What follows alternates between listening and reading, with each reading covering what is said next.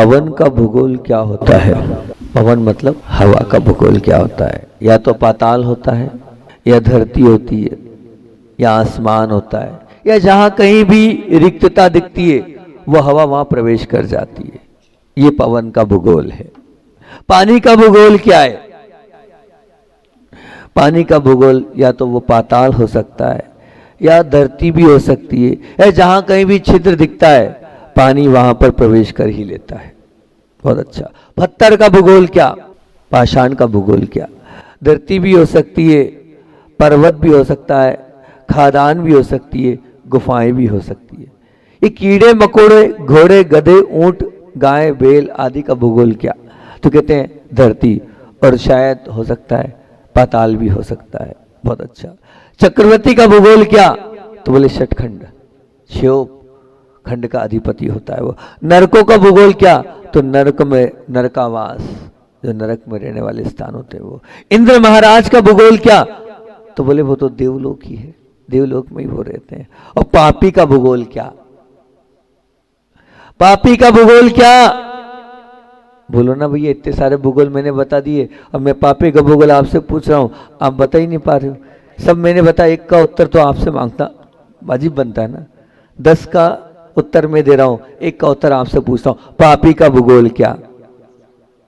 अरे बोलो ना। नरक और त्रियंज, निश्चित रूप से। और धर्मी का भूगोल क्या? सदगति, परम गति और मोक्ष गति ही धर्मी का भूगोल होता है। उसके जीवन में दुख, दोष और दुर्बुद्धि गायब हो जाती है, और उसके जीवन में क्या हो जाता है? सुख, सद्गुण और सद्बुद्धि का प्रवेश हो जाता है। ये धर्मी का भूगोल है। आपका भूगोल क्या है? आप पापी हैं कि धर्मी? मैं आपसे पूछना चाहता हूं, बताओ क्या है आप? बताओ ना भैया, धर्मी हो या पापी हो, क्या हो? हैं? अरे कोई बोल ही नहीं रहेगा। धर्मी हो, सच में धर्मी हो, बहुत अच्छी बात है। धर्मी होते तो संसार में क्यों भटकते? धर्मी होते तो माता मोडरा वालों, तुम लोग संसार में क्यों भटक रहे होते? भली माता मोडरा जो है, भली छोटा सा गांव, पर सुना है कि आरोन में सब जाकर रहने लग गए। माता मोडरा वाले पूरे के पूरे लोग आरोन में जाकर वहाँ वास करने लगे। और जब यहाँ की वो छोटी सी सुंदर सी प्रतिमा का फोटो हमारे पास आया, जैसे हमने उसको देखा, देखते ही हमने बोला कि ये प्राचीन प्रतिमा है और इसका निश्चित रूप से जीर्णोद्धार के साथ ही साथ इसका रूप सुंदर होना चाहिए। और प्रयास किया उड़ीसा के उन बहुत सुंदर शिल्पकारों ने, और एक बहुत, मेरे हिसाब से तो बहुत सुंदर स्वरूप चंदा प्रभु भगवान का दे दिया। आप लोग कैसा लगा? अच्छा लगा? नहीं लगा? बोलो माता मुड्रा वालों, लगा? बहुत अच्छी बात है कि निश्चित रूप से ये भगवान आपके संसार की भटकन को दूर कर सकते हैं। ये भगवान आपके संसार की उलझन को दूर कर सकते हैं। ये भगवान संसार के हर प्रकार की भटकन को दूर कर सकते हैं। तो आपको पता ही है, मेरा पहला प्रवचन काय पे होता है? काय पे होता है? जहाँ जाता हूँ उस गांव की मंगलाचरण होता है। बहन ने बोल दिया, वो मंगलाचरण आज गांव की व्याख्या का है। और माता मोडरा पर बैठे बैठे अभी हाल उसको व्यवस्थित कर लिया। आप लोगों ने पूजन कर ली और अपन ने भोजन तैयार कर लिया आपको देने के लिए, है ना? तैयार कर लिया हमने भोजन, आप चिंता नहीं करो। पूज्य गुरुदेव भी हमारे ऐसे ही होते थे। रोज रात्रि कालीन में 1 बजे 1:30 बजे 2-3 घंटे लेटे नहीं लेटे उठ जाते थे और चिंतन करते थे। और चिंतन करने के बाद सुबह उठते थे और बोलते थे, आ जाओ नाश्ता तैयार है, कर लो। आ जाओ नाश्ता तैयार है, कर लो। 1 घंटा 1.5 घंटा 2 घंटा पूरे संघ को बहुत सुंदर तरीके से वो अपनी खुद के चिंतन को वो बताते थे। तो माता मोडरा का चिंतन, क्योंकि मैं चाहता हूँ कि आप इतने सुंदर भगवान हैं तो संसार की इस भटकन से आपको निकलना चाहिए। वो कब निकलोगे आप? संसार की भटकन से तब निकलोगे जब आप धर्मी बनोगे। और धर्मी कब बनोगे? जब आपका स्वभाव बहुत अच्छा होगा, तभी आप धर्मी बन पाओगे। अब हम अपने आप को चेक करें और अपने आप को चेक करके ऑब्जर्व करें। मैं तो कह रहा हूँ चेक करने के बाद चेंज भी करते जाना कि हमारा स्वभाव कैसा है। ये माता मोडरा आपको बता रहा है, अगर आप सच में अच्छे स्वभाव वाले बन जाएंगे तो सब कुछ अच्छा हो जाएगा। माता मोडरा का माँ बोल रहा है कि मान सम्मान के स्वभाव ने संसार में भटकाया है। माता मुद्रा का माँ क्या बोल रहा है कि मान सम्मान के स्वभाव नहीं संसार में भटकाया, ता बोल रहा है कि तानने के स्वभाव नहीं संसार में रुलाया है, और मुंह बोल रहा है कि मुस्कान के स्वभाव नहीं संसार से निकाला है, और डा बोल रहा है कि डरते जाओ, डरने के स्वभाव नहीं संसार से निकाला है, और रा बोल रहा है राग के स्वभाव नहीं संसार में गिराया है। ये माता मुद्रा आप लोगों के बीच में बोल रहा है कि सच में मान सम्मान के स्वभाव नहीं संसार में भटका है। हम क्यों भटक रहे हैं? सिर्फ एक ही चक्कर में, क्या सब जगह मेरा क्या हो, क्या हो, नाम हो, सब जगह मुझे बड़े सम्मान के साथ बुलाया जाए, सब जगह मुझे मान दिया जाए। इस मान सम्मान के चक्कर में आप लोग सच में संसार में भटक रहे हो। जिन्होंने मान छोड़ दिया, सम्मान की भूख से जो पड़े, जिनके कान प्रशंसा की भूख के लिए प्यासे नहीं है, समझ लेना वो निश्चित रूप से संसार में अपने आप को ऊपर उठा लेते हैं और संसार की भटकन से ऊपर उठ जाते हैं। आज हर व्यक्ति के अंदर एक छोटा सा बच्चा भी उसको लगता है कि सबके बीच में मेरे से बोल दिया, अकेले में बोलते। एक छोटा सा बच्चा भी है ना, एक मतलब छोटा सा बालक था, वो अपनी मतलब ये बोल रहा था कि आपको छोटा मतलब समझना कितना छोटा, मेरे ख्याल से मुश्किल से 5-7 साल का होगा, मतलब एक एवरेज ही होगा मेरे ख्याल से 6-7 साल का बालक होगा। वो बोलता है, हम उसको सुन रहे थे, बोले आपने सबके बीच में क्यों डांटा? ये क्या है? मतलब जन्म से ही मान सम्मान की भूख हो जाती है, सबके बीच में क्यों डांटा? 6-7 साल का बच्चा रूठ रहा है और ये वाली बात बोल रहा है कि आपने सबके सामने मुझे कीटी कर दी। ये शब्द मुझे याद है, बहुत पहले की बात है। कीटी का मतलब क्या होता है? इंसल्ट कर दी मेरी। ये भूख हमारे अंदर है और इस भूख के कारण हम संसार में भटक रहे। नहीं, बिल्कुल नहीं। मान और सम्मान की भूख जब जब रहेगी तब तक निश्चित रूप से मान के चलना, हमारा संसार और हमारे जीवन में हम नीचे की ओर उतरते चले जाएंगे। हमें अगर ऊपर उठना है तो ये मान की भूख नहीं होनी चाहिए, ये सम्मान की भूख नहीं होनी चाहिए। आचार्य महाराज को एक बार सागर कौन सा बीचों बीच में है ना सबसे बड़ा स्थान, वर्णी जी का मोराजी में बहुत सुंदर आचार्य भगवान की धवला जय धवला की व्याख्या चल रही थी, और उस धवला और जय धवला की उस व्याख्या में पूरे विद्वान आए थे सब। मतलब देश का कोई उस समय जब धवला जय धवला की व्याख्या चलती थी तो आम श्रावक तो बैठता नहीं था, कौन समझेगा उस धवला जय धवला की व्याख्या को। पूरे उस ग्रंथ की जब रचना हुई थी, हिंदी हुई थी, तब उसका प्रथम बार स्वाध्याय पूरे विद्वान लोग आचार्य भगवान के चरणों में बैठ के करते थे, और उस समय आचार्य श्री से सब लोग प्रभावित थे। और थई आज ये पूरा बुंदेलखंड जो है वो गुरु जी की देन है। आप लोग यहाँ बैठे हो, ये मंदिरों में अभिषेक शांति धारा हो रहे हैं, जो जाले पड़े रहते थे कोई जाने को तैयार नहीं था, आज इतनी माता जी महाराज जी हैं, ये सब कुछ क्या है? उनकी ही देन थी और उन्हीं की कृपा थी, उन्हीं का आशीर्वाद था कि आज हम सब लोग यहाँ बैठे हैं। और उनकी कृपा से वो विद्वान लोग जो किसी के आगे माथा नहीं झुकाते थे, जो नतमस्तक नहीं होते, जिन लोगों की धारणा ये थी कि पंचम काल में साधु होते ही नहीं है, वो विद्वान लोग मिलकर पूज्य गुरुदेव को एक उपाधि दे रहे थे। वहाँ उस पूरी संगोष्ठी के पश्चात, 8 दिन की संगोष्ठी थी, उसके पश्चात दे रहे थे, और वो सम्मान आचार्य श्री का करना चाह रहे थे। और आचार्य श्री जी ने ऐसा प्रवचन दिया, पूरे लोग पानी पानी हो गए। और उस समय ऐसा लगा कि सच में आचार्य श्री ने कहा कि आत्मा का कोई नाम नहीं होता है, आत्मा उपाधियों से रहित होती है। अगर आत्मा को मान सम्मान और उपाधि की भूख है तो फिर निश्चित रूप से मैं संसार में भटकता रहूँगा। तुम लोग ये जो मुझे उपाधि दे रहे हो, तुम लोग ये जो मुझे अलग प्रकार से सम्मानित कर रहे हो, ये स्वरूप मेरा नहीं है। मेरे स्वरूप को तुम नहीं जान पाओगे, और मेरा जो स्वरूप है उसका सम्मान भी तुम नहीं कर पाओगे। इसलिए ये सब कुछ जो छलावा है, ये सब कुछ भुलावा है। इस छलावे में हमें नहीं आना है और इसमें हमें फंसना नहीं है। ये उपाधि आप अपने पास रखें, ये उपाधि आप अपने पास रखें। मैं सब उपाधियों को छोड़कर निरुपाधि बनने के लिए ये मैंने मुनि वेश धारण किया है, ना कि आपकी उपाधियों के लिए मैंने वेश धारण किया है। ये पूज्य गुरुदेव देखो, हमें थोड़ा सा कोई कुछ बोल देता है तो हम क्या करते हैं?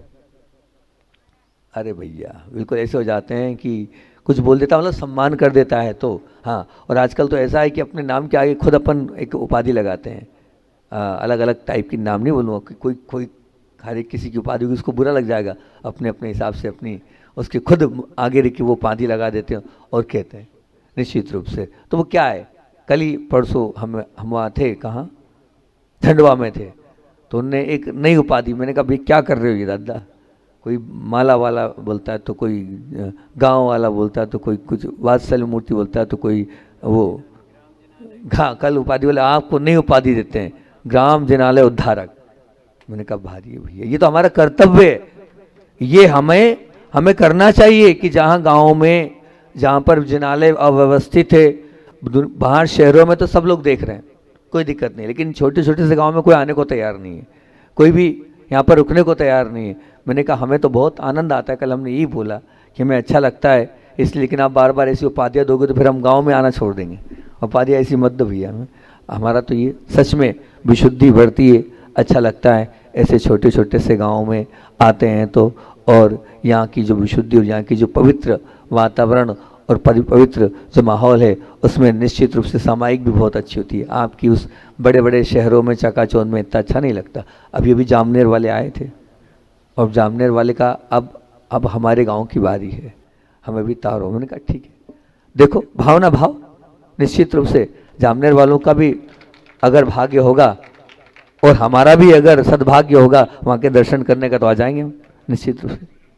बहुत अच्छी बात है कि तो मान सम्मान के स्वभाव ने ही संसार में भटकाया है। आज सच में अगर आप संसार से भटकने नहीं चाहते हैं तो आज इतना बोल रहा हूँ, हम नाम की चिंता नहीं करेंगे हमारा नाम लिया कि नहीं लिया। बहुत बार मुझे विकल्प हो जाता है, कोई का नाम छूट जाता है तो वो बोलता है बस वो तो मेरा दुश्मन ही हो जाता है, महाराज ने सबका नाम लिया मेरा नाम नहीं लिया। अरे दद्दा, अब छूट गया तो छूट गया है, लफड़ा हो गया था एक बार ऐसे ही लफड़ा हो गया था। महाराज ने हमारा नाम, और वो योग संयोग की बात है, कागज में सामने, भाषा की बात है, कागज में सामने नाम लिखा है, मैंने मेरे हाथ से लिखा है, मैंने नाम लिखवाया है और उसका नाम लिखना बोलना भूल गया मैं, मातम मच गया भैया, मत पूछो, स्थिति खराब हो गई। तो मैंने उससे यही बोला, मैंने कहा कहाँ तुम नाम के चक्कर में पड़े हो भैया, तो मुझसे मतलब है कि नाम से मतलब है? यूँ तो 100 बार तुम्हारा नाम लिया मैंने माइक से, तुम वो भूल गए, और एक बार तुम्हारा नाम ले लिया तुम इतने नाराज हो गए कि मंदिर आना बंद, महाराज को भूल गए, तुम गुरु को भूल गए एक जरा से नाम में, 10 लोगों का नाम लिया, मेरा क्यों नहीं लिया? अरे भैया समझो तो सही तुम बात को यार, ऐसा कोई साधु का भाव थोड़ी है कि तुम्हारा नाम नहीं लेना चाहते, नहीं बिल्कुल नहीं। ये जो हमारे अंदर भूख है ना नाम की, ये मिट जाना चाहिए, ये नहीं होना चाहिए। हमें सबको है, वही मेरे को भी थी, पर मेरे को ऐसी भूख नहीं थी, आप लोगों की भूख नहीं थी, मेरे को दूसरी भूख थी। मुझे तो जब गुरुदेव अपने मुख से दुर्लभ बोलते थे तो मैं समझा सब कुछ तिर गया मैं तो। और मुझे यही सब लोग बोलते हैं आपका गोल्डन समय क्या, तो मेरा गोल्डन समय मैं 2 ही बताता हूँ। जब गुरुदेव दुर्लभ बोलते थे तो मुझे ऐसा लगता था सब कुछ मिल गया और कुछ नहीं चाहिए, उनका वो नाम और वो मुख से बोल देते तो मुझे आनंद आ जाता था। और जब उनकी वैयावृत्ति करने को सौभाग्य प्राप्त हो जाता था तो ये समझता था ये मेरे जीवन का क्या समय, गोल्डन समय है, इससे अच्छा समय क्या मिलेगा कि गुरु। और अंतिम इच्छा तो हमारी रह गई जो सच में हमारे तीव्र पाप कर्म की वजह से नहीं हो पाई कि हम गुरुदेव के अंत समय में उनके पास रहते तो बहुत अच्छा रहता। तो बात चल रही काहे की, नाम की, अगर मैं उसमें आ जाऊँगा तो फिर अभी हाल संभाल नहीं पाऊँगा अपने आप को, वो बात चालू हो जाती है तो मेरी आँख से क्या हो जाते हैं आंसू। एक बार अंकित भाई ने हमें परेशान कर दिया। अंकित भैया ने बोले मैं एक भजन आचार्य श्री जी की समाधि पर बनाया है। मैंने कहा बोलो भैया सुनाओ, तो उन्होंने सुना दिया भजन।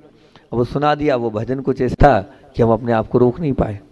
अब वो बोली आप राग के लो, आप चाहे जो के लो सो के लो, पर हम भले साधु हैं तो ऐसा तो है नहीं, हमारे अंदर भी थोड़ा बहुत तो मोह है। हम तुमसे मोह नहीं करते लेकिन अपने गुरु से तो अगाढ़ मोह करते हैं, रोम रोम में वो बसे हैं, अंतरंग में वो बसे। बस उन्होंने रुला दिया हमें, और ऐसा रुलाया कि अब फिर उसके बाद जब हम वो हो जाते तो फिर 2 4 5 7 घंटा जो है वो संभाल नहीं पाते हैं। फिर अंकित भैया बार बार माफ़ी मांगते रहे, क्षमा कर दो। मैंने कहा भैया ऐसा भजन मत सुनाना तो, जिससे हमें जो है निश्चित रूप से, हालांकि वो तो मैं तो ये मानता हूँ मैंने मेरे गुरु को याद कर लिया, मैंने मेरे गुरु को स्मरण कर लिया, तो निश्चित रूप से नाम की बात चल रही है। और मैं आप लोगों से यही भावना भा रहा हूँ कि आप लोग इतना कर लो कम से कम कि नाम की भूख मत रखो। अपनी प्रशंसा की भूख मत रखो कि मेरी प्रशंसा हो, सब लोग मुझे अच्छा बोलें, मेरे कार्य पर ताली बजाएं, मेरे लिए हमेशा बुलाया जाए, मेरे लिए हमेशा सम्मान दिया जाए।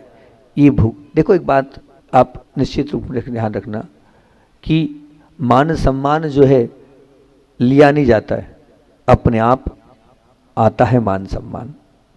आप मान सम्मान की भूख रखोगे तो कभी आपको मान सम्मान नहीं मिलने वाला है, लेकिन आप उसको छोड़ दोगे, इससे परे हो जाओगे तो अपने आप आपको मान सम्मान मिलेगा। लेकिन आपकी अगर भूख है तो फिर कैसे मिलेगा? नहीं, बिल्कुल नहीं होना चाहिए, आपको दूर होना चाहिए, आपको तो इन सब चीज़ों से परे होना चाहिए, इन सब चीज़ों से अलग होना चाहिए, तब आपका मान सम्मान होगा, नहीं तो नहीं होगा। निश्चित मान के चलना कि हमें पाटा नहीं था, हमारे लिए ये नहीं था, हमारे लिए वो नहीं था, बहुत सारी बात में अब हम गए थे, हमें एक स्थान पर हमें बुलाया नहीं गया, श्रीफल नहीं चढ़ाया गया और फिर भी हम पहुंच गए। तो वहाँ के लोगों ने बोला महाराज जी को तो बुलाया, नाम नहीं लूँगा, अच्छा नहीं लगता, पूरी दुनिया सुनती रहती है कि महाराज जी को तो श्रीफल भी नहीं चढ़ाया और महाराज जी आ गए। तो हमने इतनी ही बात बोली, मैंने कहा साधु जो है श्रीफल का भूखा नहीं है, साधु जो है श्रीफल का भूखा नहीं है। मैंने कहा हम श्रीफल से ना तो जाते हैं और ना जाएंगे, ठीक है ना। ये बात की बात है, ये आपकी विनय है, ये आपका कर्तव्य है, ये आपकी जिम्मेदारी है कि आपको श्रीफल चढ़ाना चाहिए, अपनी विनय करना चाहिए, अपना पुण्य बढ़ाना चाहिए। लेकिन हमारा भी अपना खुद का ये होना चाहिए कि हम श्रीफल से ही जाएं, ये बात बिल्कुल गलत है, बिल्कुल। हाँ माने वहाँ चले गए, कोई बात नहीं, श्रीफल के आपके भूखे नहीं है, जामनेर वाले आएंगे तभी हम जाएंगे, नहीं, हम तो आपके बिना बुलाए भी आ जाएंगे, क्या कोई चिंता कर रहे हो। जहाँ का पुण्य होगा, अभी सच में पहली बार ऐसा है कि गुरुदेव से कल मतलब वहाँ से संदेश आया और उन्होंने भी छोड़ दिया, तुम जानो तुम्हारा काम जानो। इतने सारे ऑप्शन रख दिए हमने, तो कुछ वहाँ से खबर आई निधि दीदी की, बोले मल्ली सागर जी बोलते थे क्या है, कितने लोग आते, कहाँ कहाँ के लोगों को भेजते हैं, हम किसको आदेश दें। हर दूसरे तीसरे दिन कोई गांव की एक बस आ जाती है, गाड़ी आ जाती है, महाराज जी के लिए, महाराज जी के लिए। तो हमने यही कहा कि भैया मेरी यही भावना है, कहीं भी जाऊं पर कहाँ जाऊं, गुरु आदेश से जाऊं और उनकी आज्ञा से जाऊंगा, तो निश्चित रूप से जो कुछ होगा मैं कह तो पाऊंगा, अच्छा होगा तो, और बुरा होगा तो फिर मेरे ही रहेगा, उनके आशीर्वाद से तो बुरा होना ही नहीं है, अच्छा ही होना आएगा। तो कम से कम कह तो पाऊंगा कि मेरे गुरु का आशीर्वाद था और मेरे गुरु की कृपा थी, इसलिए मैं यहाँ तक आ पाया। और निश्चित रूप से तो अभी 18 के बाद, कल सुबह के बाद पता नहीं किसका पुण्य जागेगा, मैं नहीं जानता, किस और कदम बढ़ जाए और किस और चले जाएं। 18 तारीख के बाद अलग अलग दिशाएं, अलग अलग लोगों का निवेदन है, और अब जहाँ जिसका पुण्य होगा हो सकता है यहीं रुक जाए, कोई बात नहीं है, माता मुर्रा भी रुक सकते हैं, ऐसा कुछ नहीं है कि एक घर है दो घर है तो नहीं रुक सकते हैं, हम तो एक घर में भी रुक सकते हैं, हम जहाँ रहेंगे वहाँ अपने आप 10 घर हो जाएंगे, नहीं होंगे, हो जाएंगे ना। तो निश्चित रूप से बात चल रही है कि मान सम्मान की, मैं आपसे इतनी अपेक्षा रख रहा हूँ कि आप कम से कम इतना नियम ले लो कि नाम लें चाहे नहीं लें, लेकिन हम मान की भूख और नाम की भूख नहीं रखेंगे, ठीक है ना। इतना कर सकते हो, बोलो, बहुत बहुत टेढ़ी खीर है, बहुत कठिन चीज़ है ये, छोटी मोटी चीज़ नहीं है ना, है क्या छोटी मोटी चीज़ बताओ। आप छोटा सा कुछ करते हो तो नाम लिखवाने की परवाह करते हो कि हम अपना नाम लिखवा दें, है ना। पर मैं उसको गलत नहीं मानता हूँ, नाम लिखवाना चाहिए, लेकिन नाम लिखवाने की चाह नहीं होना चाहिए। नाम तो होना चाहिए, बहुत अच्छी बात है कि अगर आपने नाम लिख दिया तो कम से कम आने वाली पीढ़ी ये याद रखेगी कि भैया हमारे पूर्वजों ने ये कार्य किया है और इस कार्य के कारण एक मोटिवेशनल मिलता है, ये बहुत अच्छी बात है, इसमें कोई। लेकिन अब आप एक वो मैं देखता था, मैं जब कहाँ गया, मैं वहाँ गया 52 गजा की बात है शायद, हाँ 52 गजा की बात है शायद, 52 गजा में की बात है कि एक फर्सी नहीं लिखी उस पर अपना नाम, एक फर्सी नहीं उस पर अपना नाम। तो ये इतनी भी भूख नहीं, आपका नाम तो पाँव में आ रहा है, जिस नाम को आपने लिख रखा है वो कहाँ आ रहा है, पाँव में आ रहा है। मैं तो हमेशा एक ही बात बोलता हूँ कि चक्रवर्ती को भी अपना नाम उस समय क्या करना पड़ा बताओ ना, मिटा के लिखना पड़ा। मतलब सोचो, जो सतखंड का अधिपति है, जो पूरे साम्राज्य का मालिक है, उसको भी नाम की भूख है, और नाम की भूख के कारण क्या करेगा, वो पहले एक को मिटाएगा फिर अपना नाम लिखेगा। कहीं ऐसा हमारा तो नहीं कि हम भी मिटाएंगे और अपना नाम लिखेंगे। आचार्य जी हमेशा एक बात बहुत अच्छी बोलते थे, और उनके जीवन में बात घटती भी थी, वो देखने को भी मिलती थी वो बात। वो गुरुदेव ये बोलते थे कि कभी भी ध्यान रखना, किसी की लाइन नहीं मिटाना, तुम्हें आगे बढ़ना तो अपनी लाइन बढ़ा लेना। क्या अंकित भाई, ये बात गुरुदेव के मुख से सैकड़ों बार सुनते थे हम। गुरुदेव कहते थे कि हमें किसी की लाइन नहीं मिटाना है, किसी की लाइन छोटी नहीं करना है, हमें तो क्या करना है, अपनी लाइन बढ़ाना है।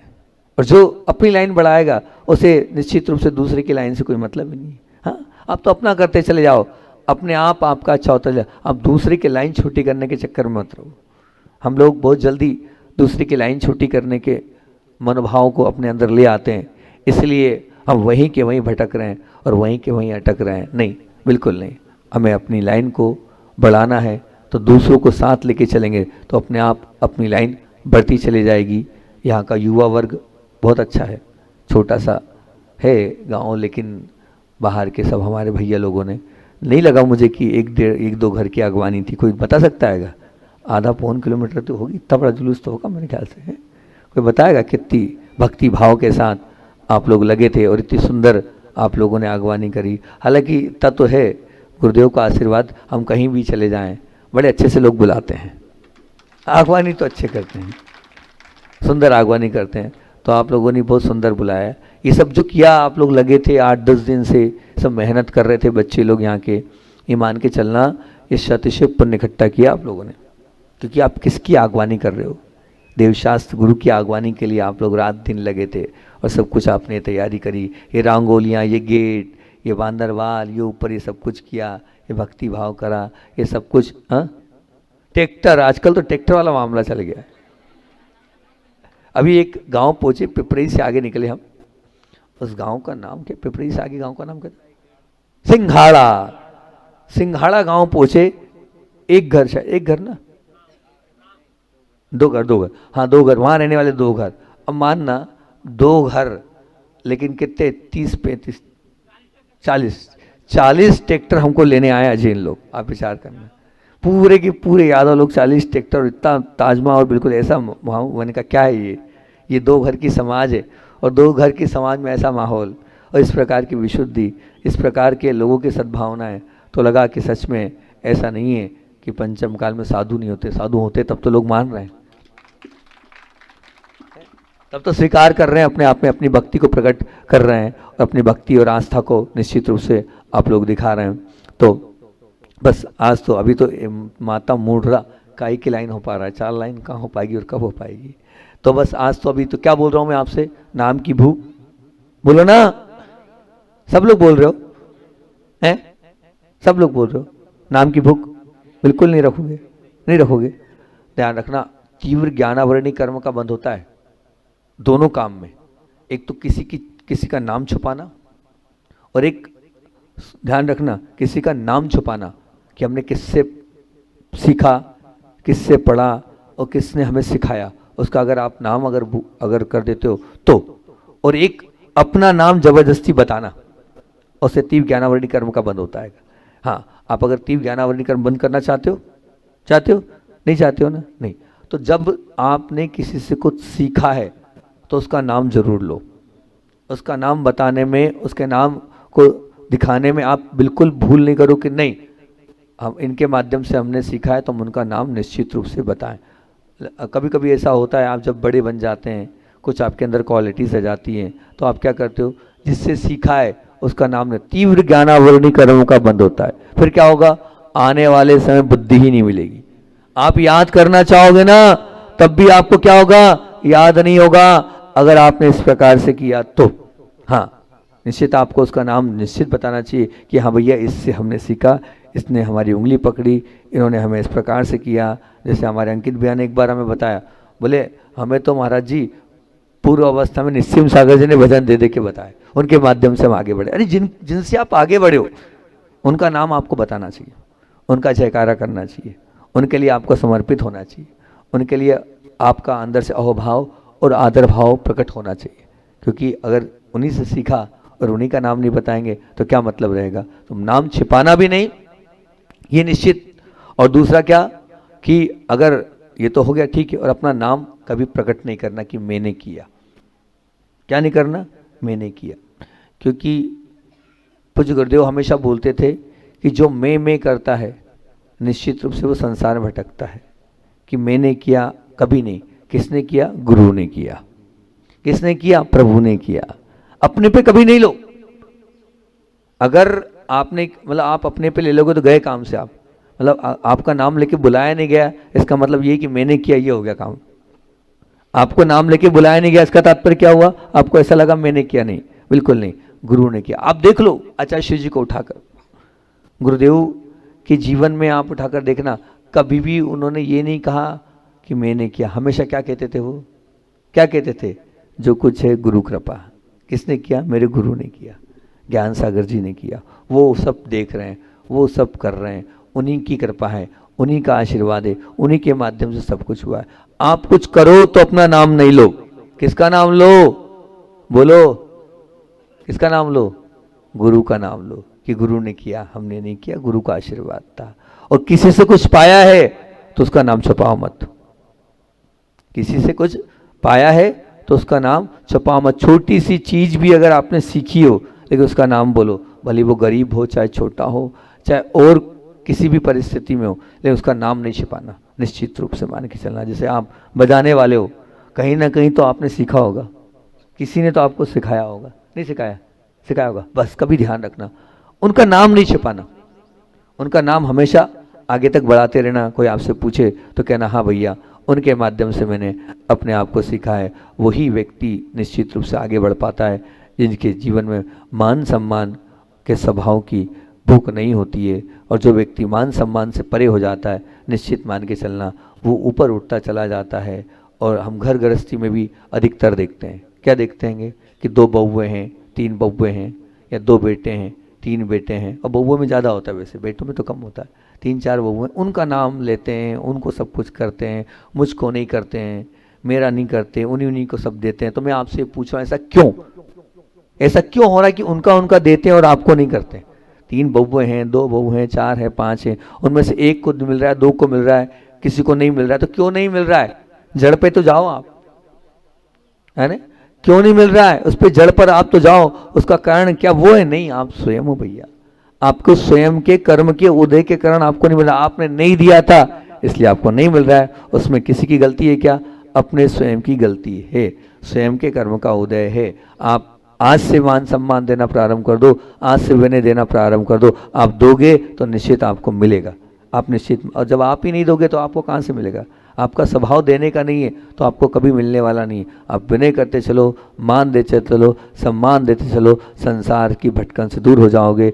और अब 4 बातें रह गई है, उसको अब देखेंगे, कभी ना कभी देखेंगे। दोपहर को मन हुआ दोपहर को नहीं, और कभी ता क्या बोल रहा है कि तानने के स्वभाव ने ही संसार में रुलाया। जितना तानोगे उतना रोओगे, तानो मत भूलो। हाँ, तानते चले जाओ, तानते चले जाओ, कुछ होने वाला नहीं। इसको अपन देखेंगे बाद में और खोलेंगे। मुंह से मुस्कान के स्वभाव ने ही संसार से निकाला है। निकलना चाहते हो, ऊपर उठना चाहते हो तो क्या करना है? मुस्कुराहट होनी चाहिए आपके चेहरे में। जितना आप मुस्कुराओगे उतना संसार से ऊपर उठता चले जाओगे। संसार से निकलने का तरीका हमेशा प्रसन्न रहो, हमेशा चेहरे पर मुस्कान भरी रहेगी तो आप निश्चित संसार से निकल जाओगे। और डरने के स्वभाव नहीं, निश्चित डरते चले जाओ। किससे डरना है? पाप से डरो, गलत कार्यों से डरो। जितना आप डरोगे उतना ही इस डरने आपका यह स्वभाव, ये नेचर बन गया, नहीं मुझे नहीं करना। क्या नहीं करना? पाप के कार्य नहीं करना। आप आज नहीं तो कल संसार से भयभीत रहोगे तो संसार से निकल जाओगे निश्चित। जब पाप से डर लगे तो समझ लेना कि आपका संसार बहुत कम बचा है। ये निश्चित मान के चलना। उस राग को समझने का प्रयास करके अपने जीवन को ऊपर उठा लेंगे तो निश्चित रूप से हम भगवान बन जाएंगे। ऐसा करेंगे। बोलिए आचार्य विद्यासागर जी महामुनि राज की।